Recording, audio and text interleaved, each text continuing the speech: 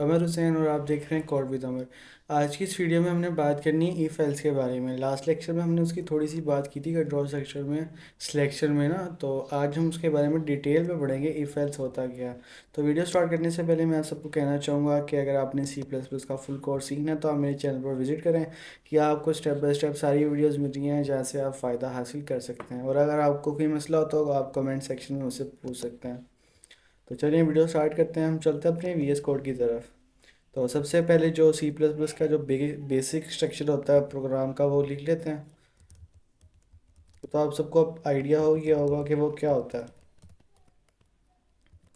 मैं फिर से आपको कहूँगा कि अगर आपने सी प्लस प्लस की ये वीडियो देख रहे हैं, अगर आपसे इससे पहले भी वीडियो नहीं देखी तो आप सबसे पहले जाके वो देखें, तब ही आपको ये समझ आएगी, वरना आपको ये समझ नहीं आनी। तो यूजिंग नेम स्पेस एसटीडी लिखा इंट मेन ब्रैकेट लगा दी। ओके, अब ये सी प्लस प्लस का प्रोग्राम का बेसिक स्ट्रक्चर पूरा हो गया। कंट्रोल एस कर लिया, कोई एरर नहीं आ रहा। हमने पढ़ना if else. If else last lecture में भी हमने उसकी बात की थी। इफ़ एल्स होता क्या है? इफ़ एल्स मीन्स अगर ये वरना ये मीन्स के दो ऑप्शंस होंगे, आप इसे दोनों में से एक चीज़ चूज़ लाजमी ही करनी है आपने। इफ़ अगर इफ़ का ना ये सिंटैक्स होता है सही, और एल्स का ये सिंटैक्स होता है। ओके, ये इफ़ का सिंटैक्स, ये एल्स का सिंटैक्स। इफ़ की ब्रैकेट में ना वो कंडीशन आती है, मीन्स के अगर ये कंडीशन फुल हुई तो ये कर दो, इस ब्रैकेट के अंदर जो है वो 5 वाली लाइन रन कर दो। अगर ये कंडीशन फॉल्स होती है तो ऑटोमेटिकली ये रन कर दो। इसकी कंडीशन नहीं होती, ये डिफ़ॉल्ट स्टेटमेंट होती है। मीन्स कि अगर ऊपर वाली कोई भी स्टेटमेंट नहीं चलती ना इफ़ की, तो आप फिर ये चला दो। और एक चीज़ होती है एल्स इफ़। एल्स इफ़ में जैसे अगर आपने बहुत ज़्यादा इफ़ लगाने हैं ना, तो फिर आप एल्स इफ़ यूज़ करते हो। एल्सिफ का सिंटैक्स भी सेम होता है, ऊपर वाले इफ़ की तरह यहाँ कंडीशन होती है, और फिर नीचे यहाँ ब्रैकेट, ब्रैकेट के अंदर जो लिखोगे। अगर आप इफ़ यूज़ करते हो, उसका नुकसान ये है कि मैंने आपको लास्ट वीडियो में भी बताया था, अगर मैं यहाँ पे इफ़ करूँ, सिंपल इफ़, तो इफ़ का नुकसान ये होता है कि अगर ये फोर वाली जो कंडीशन है ना ये रन हो गई है, तो ये अंदर वाली स्टेटमेंट जो है वो रन हो गई है, तो कंपाइलर ना इसको भी रन उसको करना पड़ेगा। अगर चाहे यहाँ कंडीशन हो जाएगी फॉल्स, लेकिन कंपाइलर इसको रन करेगा, इस पे उसका टाइम खर्च होगा। तो इसलिए ना हम इफ़ के बाद एल्सिफ यूज़ करते हैं। एल्सिफ और इफ़ इसलिए यूज़ करते हैं एक ही साथ, अगर बहुत ज़्यादा स्टेटमेंट है ना, अगर ये जो है ये ट्रू होती है ना ये फोर वाली इफ़, तो जो नीचे है एक सेकेंड, हाँ, और जो नीचे वाली एल सी फॉर एल्स है ना वो रन ही नहीं होगी। कंपाइलर 4 लाइन से सीधा यहाँ 13 लाइन पे आ जाएगा। सही, ये होता है एल्स इफ का फ़ायदा। मीन्स कि अगर इफ़ की कंडीशन 4 वाली लाइन की जो कंडीशन है ये वाली, अगर वो रन होती है ना, ये वाली ब्रैकेट्स रन चल जाती, कंडीशन ट्रू होती है, तो कंपाइलर 6 लाइन के बाद सीधा यहाँ पे आ जाएगा 13 लाइन पे।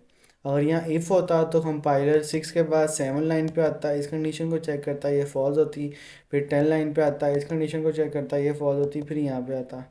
ओके, अगर यहाँ पे भी इफ़ लगा होता। तो इफ़ और एल्स इफ़ में यही फ़ायदा और यही उसका ना नुकसान होता है इफ़ का, सिंपल इफ़ का। और जो एल्स है वो अकेला आप यूज़ नहीं कर सकते, मीन्स के खाली आप एल्स यूज़ नहीं कर सकते। कंट्रोल एस करके मैं रन करूँ तो एरर देगा। एल्स जो है वो किसी इफ़ का एल्स होता है, एल्स से पहले इफ़ होना लाजमी है। किसी भी एल्स जो है ना, इस एल्स से पहले इफ़ का होना लाजमी है। इस एल्स के पहले इफ़ क्या था ये, और इस एल्स से पहले इफ़ क्या था ये। आप अकेला एल्सिफ भी यूज़ नहीं कर सकते फ्रंट में, पहले आप इफ़ लगाओगे उसके बाद फिर एल्सिफ लगाओगे फिर एल्स लगा सकते हो, या फिर इफ़ के बाद else if else if else if else if else if if, इस तरह जितने भी आपने करने हो ना वो। अब एक छोटा सा कोड हम करके देख लेते हैं इफ़ एल्स की ज़्यादा आपको अच्छी समझ आ जाएगी। एक इंटीजर बनाता हूँ, सी आउट करता हूँ, यूज़र से लेता हूँ एंटर नंबर। सही, ये बहुत मज़े का कोड है,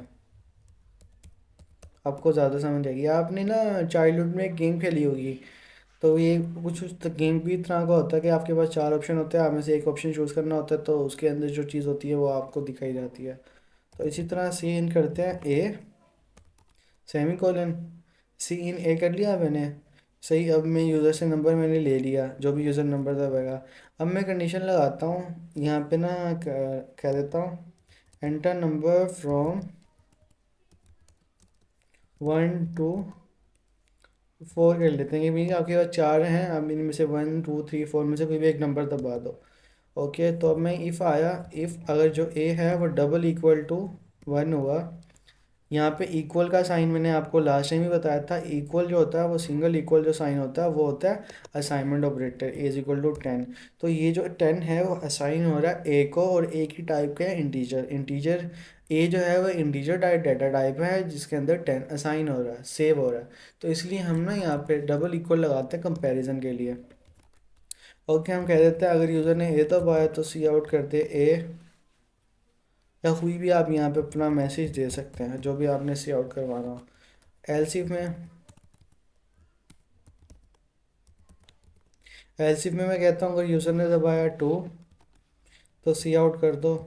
जो आपने सी आउट करवाना हो इसके अंदर आप लिख दें, मैं फिलहाल बी कह देता हूँ।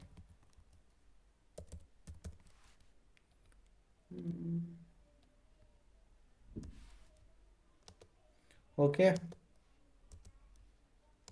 इसके बाद एलसीफ, एलसीफ के बाद हमने फिर से एल्स लगाना है, एलसीफ लगाना है।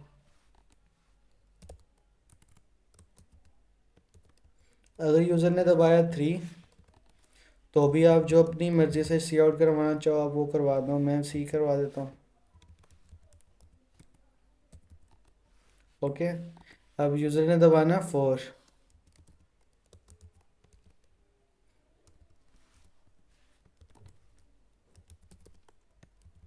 सी आउट कर देते हैं डी।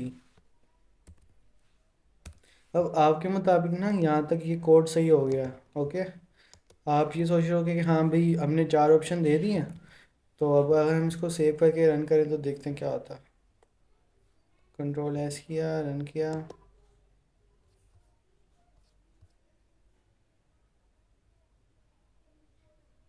कंपाइल हो गया। मुझसे नंबर यूज़र ना नंबर मांग रहे हैं, मैं उसको 3 दे देता हूँ, एंटर दबाता हूँ, वो सी सी आउट करवा देगा। मैं उसको 1 दे देता हूँ, एंटर दबाता हूँ, ए सी आउट करवा देगा। अगर मैं उससे 1 से 4 के अलावा कोई नंबर 8 दे देता हूँ, एंटर करवाता हूँ, वो कुछ भी सी आउट नहीं करवा रहा, तो ये गलत है, यहाँ उसको कुछ ना कुछ सी आउट करवाना पड़ता। तो ये इसलिए हम एल्स एंड में लगाते हैं कि मीन्स अगर कोई भी ऊपर वाली स्टेटमेंट नहीं चलती ना तो ये ऑटोमेटिक कह दे सी आउट एंटर रॉन्ग नंबर। सही। अगर ऊपर वाली कोई भी स्टेटमेंट रन नहीं करती इसका मीन क्या होगा, यूज़र ने ना 1 दबाया, ना 2 दबाया, ना 3 दबाया, ना 4, तो हमने तो ये 4 ऑप्शन दिए थे ना। तो इसके अलावा जो भी नंबर होगा वो रॉन्ग नंबर होगा। अगर मैं इसको अब रन करके सेव करता हूँ, सेव करके रन करता हूँ, तो अब आप देखें वो मुझसे नंबर पूछेगा, मैं उसको पहले दे देता हूँ 3 एंड सही चल रहा है, उसको 1 दे रहा हूँ सही चल रहा है, मैं उसको 4 दे रहा हूँ सही चल रहा है, अब मैं उसको दे देता हूँ 8 तो वो फिर भी सही चल रहा है, वो मुझे मैसेज दे रहा है कि हाँ भाई आपने गलत नंबर दबाया। तो इसलिए हम इस तरह एल्स इफ को इफ़ को यूज़ करते हैं डिफरेंट अपनी कंडीशंस के अंदर ना, प्रोग्राम के अंदर। जैसे अभी यहाँ पे मैंने एक गेम बनाई है छोटी सी ना, तो इस गेम का काम क्या था कि 4 में से कोई भी नंबर, यूज़र एक नंबर दबाएगा, 4 नहीं आप 10 कर लें, यहाँ पे 10 कंडीशंस बना लें। यूज़र इन दोनों में से कोई भी एक नंबर दबाएगा तो मैं उसका आंसर शो करवाता हूँ। अगर यूज़र इन दोनों में से, इन चारों में से कोई एक नंबर नहीं दबाता तो ये एल्स वो कंडीशन होती है जो लास्ट में होती है, और वो अगर डिफ़ॉल्ट स्टेटमेंट टाइप हम इसको कह सकते हैं, मीन्स कि अगर ऊपर वाली कोई भी स्टेटमेंट नहीं चलती तो आप एल्स चला दो।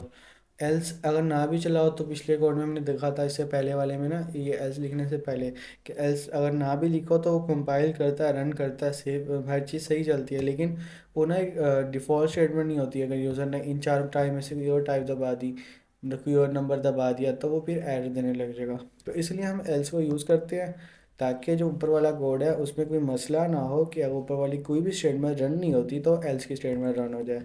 ओके, इसलिए हम इसको एलसिफ कहते हैं, कि एलसिफ इसलिए यूज़ होता है। तो मुझे उम्मीद है कि आज की वीडियो आपको पसंद आई होगी। अगर आपने सी प्लस का फुल कोर्स सीखना है तो आप मेरे चैनल पर जाएंगे, आपको सारी वीडियो स्टेप बाय स्टेप मिलेंगी, आप सारी वीडियो स्टेप बाय स्टेप देखना वॉच करें, तभी आपको फ़ायदा होगा। चलो, थैंक यू।